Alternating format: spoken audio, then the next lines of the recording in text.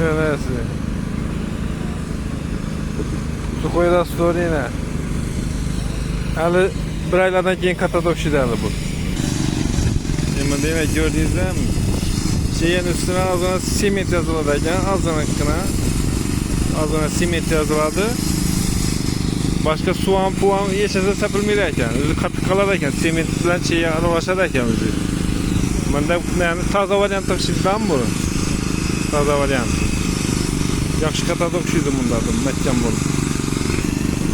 Xivalı ustalar bu aytıp ötürlər şunu məhkəm bulan bu, məhkəm bulmuyor mu? Üzerimizden usta bağlamasa, başka yerden gelip basıp ötürlər yine işinde. Xivalı ustalar bir nesede bir yazıp kaldığında şeyini yazıp, üstüne simit suyunu sarıp basıp batır. Yani devletin aldaşını yoladan yeri düğürüzden basıp batır. Balanettir yeri, pes. Semitin suyunu sattırdığında su koy rastur bile yapıştırgan ötedi değil mi bu? Acayip balanet, acayip şoklarım oynayıp gitken.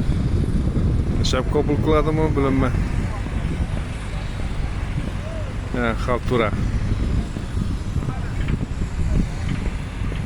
Divan ustalarına bersem daşını çıkarırlar ama. Ve su koy rastorda da bulurgan yine. Su koy rastoru yine. Katkan indi bu. Üstünde 1 milimetre simit bozaba bu masa yok.